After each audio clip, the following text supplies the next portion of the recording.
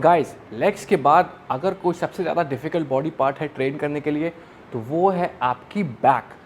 मेरे साथ क्या प्रॉब्लम हुई when I initially started training, I was criticised for my back. सब लोग मुझे बोलते थे आपका बैक वीक है, बैक वीक है। और अगर आपको कंपेटिटिव लेवल पे एक अच्छे पॉइंट पे पहुंचना है तो एक स्ट्रॉन्ग बैक होना बहुत ज़रूरी है। आप कितना भी चेस्ट बना ले, शोल्डर्स बना ले, आर्म्स बना ले, बट जब तक आपका एक बैक नहीं आएगा आपको वो वी टेपर नहीं मिलेगा।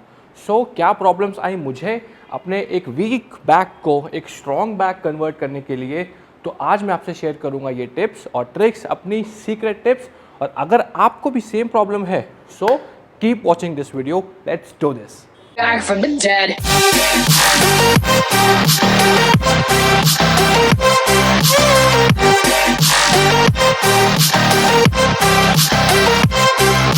Back from the dead. Hey guys what's up, welcome back once again. आप देख रहे हैं फिट मास्टर टीवी, मेरा नाम है गौरव। आज का टॉपिक है back, because today is our back day. Video शुरू करने से पहले सबसे पहले मैं बोलूँगा thank you for all our viewers, all our subscribers. इतना प्यार मिला आप लोगों का, बहुत ही ज़्यादा प्यार मिल रहा है। कुछ लोग का इतना प्यार मिल रहा है, बोलते हैं कि भाई एक बार सब्सक्राइब करने से मन नहीं भरता, तो बहुत बार करने का मन है। बहुत बार नहीं करना आपने, सिर्फ एक बार करना है। 2 बार करेंगे तो अनसब्सक्राइब हो जाता है। तो guys thank you once again. On a serious note let's start this. आपको मैं बताऊंगा tips and tricks to get a thick back. Guys problem क्या होती है बहुत लोगों की, जेनेटिकली बैक आपका वीक है। वीक से मेरा मतलब है कुछ लोगों का अगर आप देखेंगे जो मसल अटैच होती है लैट्स की, कुछ लोगों की नीचे होती है और कुछ लोगों की ऊपर होती है। सो जिनकी ज़्यादा ऊपर होती है, जैसे कि मेरी थी, तो उनको जब वो वी टेपर प्रॉपर नहीं मिल पाता, एक इल्यूजन आता है कि आपकी बैक में वी टेपर नहीं है। गाइस देखिए ऑनेस्टली जेनेटिक्स से आप नहीं खेल सकते। जो भगवान ने दिया है आपको उसी के अराउंड काम करना है और आपको उसमें कुछ एडिशन या सब्ट्रैक्शन करके अपना काम चलाना पड़ेगा। सो गाइस जिनका भी अटैचमेंट थोड़ा हाई है बैक का, जैसे मेरा था, तो आप क्या कर सकते हैं, जहाँ से वो लैट्स अटैच हैं उस पॉइंट को थिक करिए और लोअर बैक को थिक करिए। तो एक ऐसा इल्यूजन है, आपने वो जो पॉइंट है जहाँ पे आपकी बैक इंसर्शन है और लोअर बैक को एक कर देना है, ताकि ऐसा लगे कि लोअर बैक से लैट्स निकल के आ रही हैं। दोनों पॉइंट जब थिक होंगे एक ऐसा इल्यूजन आ जाता है। अगर आप मेरी रीसेंट पिक्चर्स देखेंगे मेरे कॉन्टेस्ट की, तो ऐसा लगता है मेरी बैक बिल्कुल नीचे से निकल के आ रही है, बिकॉज मैंने उस हिसाब से इसको ट्रेन किया है। और गाइस दूसरा पॉइंट, जिनकी भी बैक का इंसर्शन थोड़ा हाई है उनको जो है ग्रिप वेरिएशन थोड़ा अलग लगता है उनका, और जिनका बैक स्ट्रॉन्ग है उनसे। तो गाइस ऐसी कौन सी एक्सरसाइज है जो एक वीक बैक को एक स्ट्रॉन्ग बैक में कन्वर्ट कर देती है? कौन सी खुफिया एक्सरसाइज है ऐसी बताऊंगा आपको। खुफिया कुछ नहीं है, एक्सरसाइज है single arm dumbbell rowing. It's is a very good exercise, but अगर आप इसको ठीक से इनकॉर्पोरेट करते हैं अपने वर्कआउट शेड्यूल में, और why, because it is a single arm, आप एक बार में एक आर्म को ट्रेन कर सकते हैं। इसमें क्या फ़ायदा है, अगर आप बाहर से वर्कआउट करते हैं, बारबल रोइंग करते हैं, टी बार रोइंग करते हैं, सो अगर आप रोइंग करते हैं तो आपका हाथ यहाँ पे आके रुक जाता है, बिकॉज आपकी बॉडी उसको स्टॉप कर देती है। बट डंबल में क्या है, आपको कॉन्ट्रैक्शन बेटर मिलता है और पीछे तक जा सकते हैं, क्योंकि सिंगल आर्म है, बॉडी उसको रोकेगी नहीं। दूसरी चीज़, बार में आपका हमेशा जो है ग्रिप रिस्ट्रिक्टेड रह जाता है। अगर आप ओवरहैंड कर रहे हैं तो ऐसे, अंडर हैंड कर रहे हैं तो ऐसे। मेरा मानना ये है, for people who are big and trying to get big, underhand grip is not a very good grip for the body. Specially बहुत लोगों की कंस्ट्रेंट होती है रिस्ट की प्रॉब्लम्स और एल्बो की प्रॉब्लम, बिकॉज अगर आप देखेंगे, अगर आप किसी चीज़ को ऐसे पकड़ते हैं तो आपकी एल्बोज आ गई अंदर और आपका जो है थोड़ा अननेचुरल मोशन हो जाता है बॉडी का। सो अकॉर्डिंग टू मी आपकी जो बेस्ट ग्रिप रहती है somewhere in between, which is like this.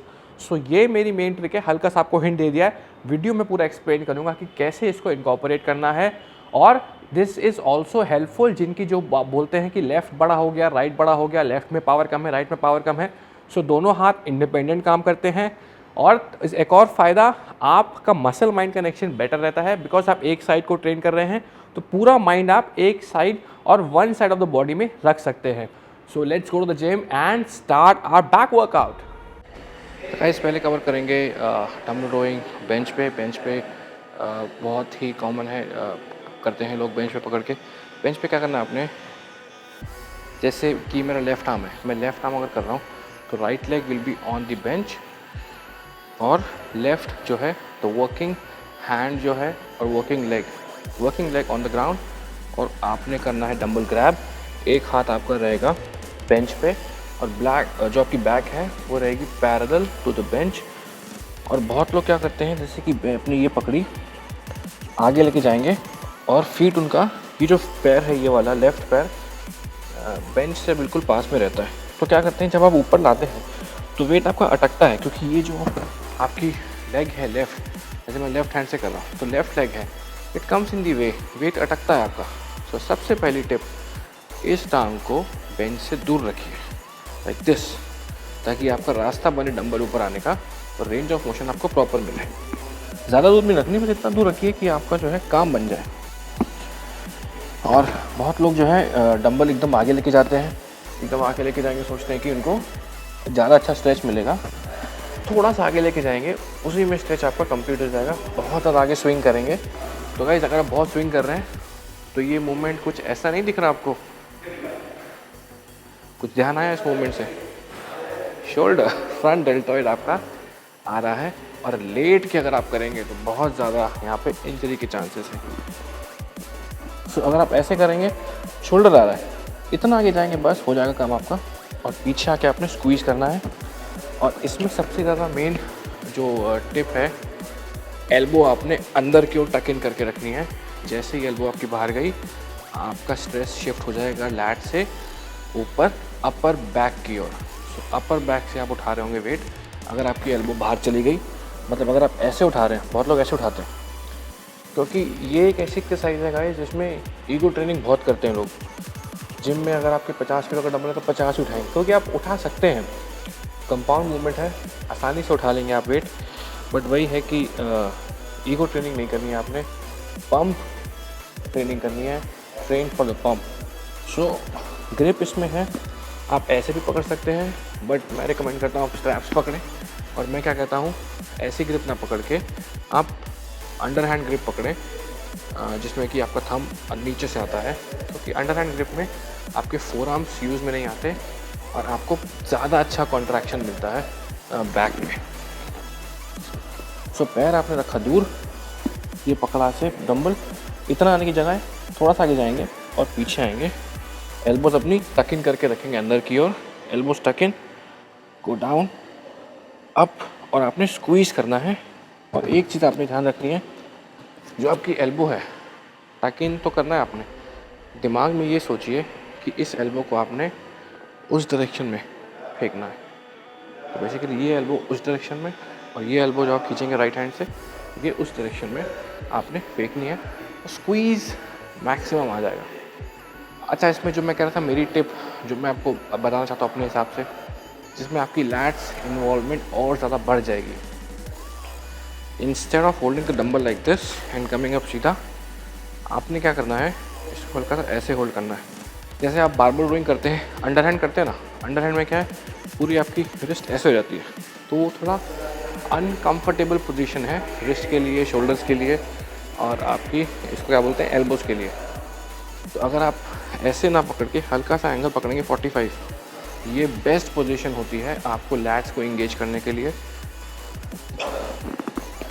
So dumbbell को ऐसे ना पकड़ के मैं ऐसे पकड़ता हूँ और इसको ऐसे पुल करता हूँ। तो बेसिकली ये मूवमेंट क्या हो गया, एक तरीके से आप कर रहे हैं under hand barbell rowing with the dumbbell. Basically एक तरीके से ये हो गया कि आप वो चीज़ कर रहे हैं, डंबल को ऐसे ना उठा के आप हल्का सा ऐसे कर रहे हैं। I hope you guys can see, थोड़ा कैमरा दूर रखा है मैंने बिकॉज ऑफ सम कंस्ट्रेंट्स। तो एक सेट मार के दिखाता हूँ आपको ऐसे, ये देखिए।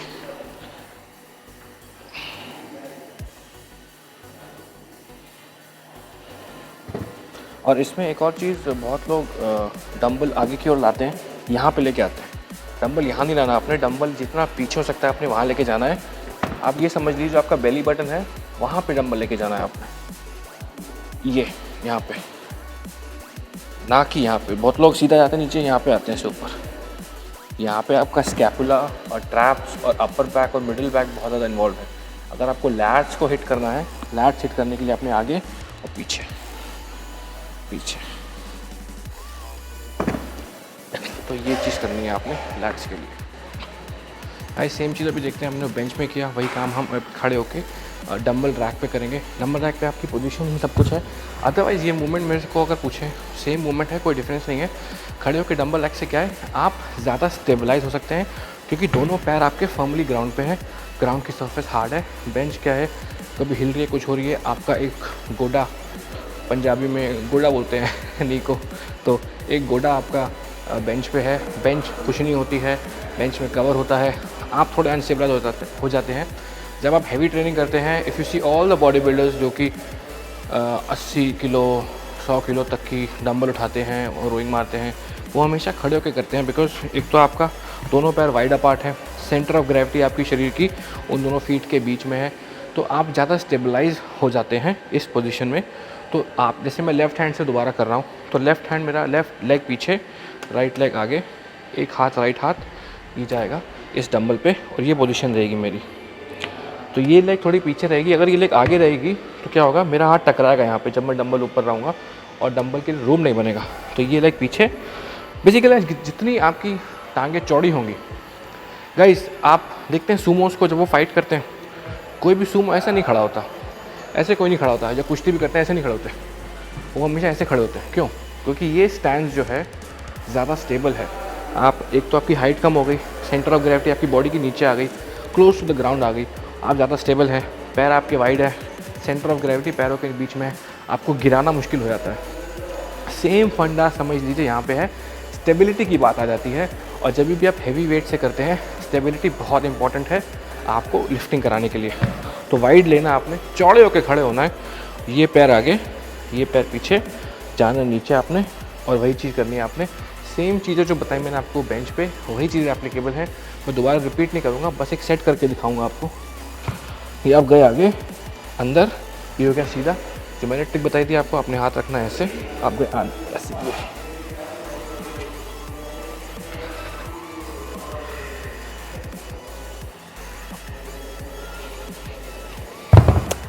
So guys this was the video. आपने कैसे करना है डंबल रोइंग। मैं कभी कभी एक्सप्लेन करते करते एक ऐसा नाम ही भूल जाता हूँ क्या बता रहा हूँ। डंबल रोइंग करनी है आपने, ये था पूरा workout. Thank you once again for watching the video. मेरा नाम है गौरव, आप देख रहे हैं Fit Muscle TV. Please share करिए वीडियो को, सब्सक्राइब करिए और लाइक करिए इसको। फिट मसल टीवी नाम है चैनल का, ठीक है, ध्यान रखना आपने। Thank you once again, see you guys, bye, take care.